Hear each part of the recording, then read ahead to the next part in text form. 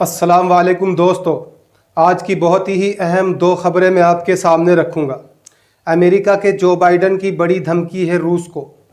रूस ने अगर यूक्रेन पर हमला किया तो अंजाम बुरा होगा। रूस और यूक्रेन की इस वक्त तनातनी चल रही है, बहुत ही ज़्यादा तनातनी चल रही है। रूस की फ़ौज बेशुमार यूक्रेन की सरहद पर तैनात हो चुकी है।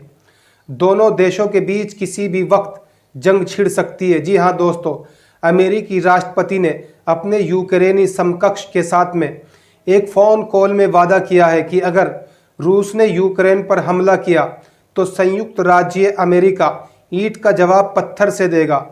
आपको बता दूं मैं दोस्तों कि अमेरिका ने यूक्रेन का साथ देने का वादा किया है और जो बाइडन ने कहा कि अगर रूस हमला करता है तो तुम्हें घबराने की ज़रूरत नहीं, हम तुम्हारे साथ हैं। हालांकि वर्तमान में लाखों रूसी सैनिक यूक्रेन की सीमा पर तैनात हो चुके हैं।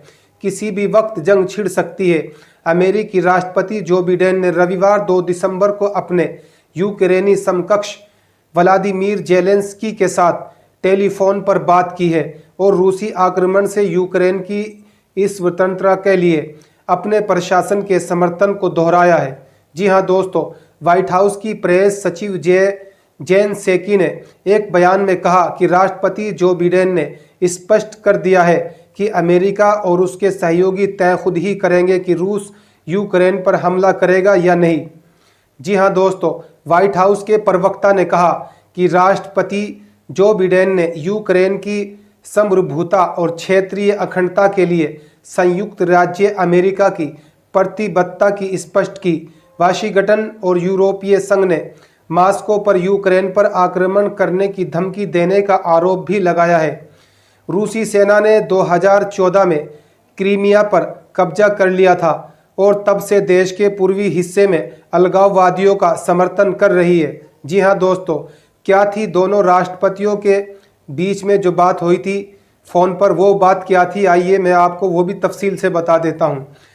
बाइडन ने पिछले हफ्ते रूसी राष्ट्रपति व्लादिमीर पुतिन से भी टेलीफोन पर बात की थी।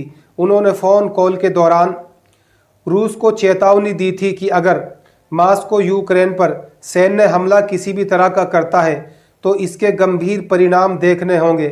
अमेरिका और रूसी अधिकारियों की 9 और 10 जनवरी को जिनेवा में मुलाकात भी होने वाली है।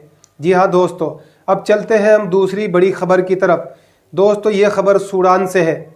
सूडान के प्रधानमंत्री ने इस्तीफ़ा दे दिया है। पूरी खबर क्या है, आइए मैं आपको तफसील से बताता हूँ। पूरे मुल्क में इस वक्त हड़कंप मचा हुआ है। खार्तूम सूडान के प्रधानमंत्री अब्दुल्ला हमदोक ने सेना के साथ हफ्तों तक चले विवाद के बाद खुद ही इस्तीफ़ा दे दिया है। जी हाँ दोस्तों, एक टेलीविज़न संबोधन में सूडानी प्रधानमंत्री ने कहा कि उन्होंने देश को ढहने से रोकने के लिए अपनी पूरी कोशिश की थी, लेकिन जो कहा गया था वह नहीं किया गया है। अब देश की कमान संभालने का एक और मौका मिलना चाहिए।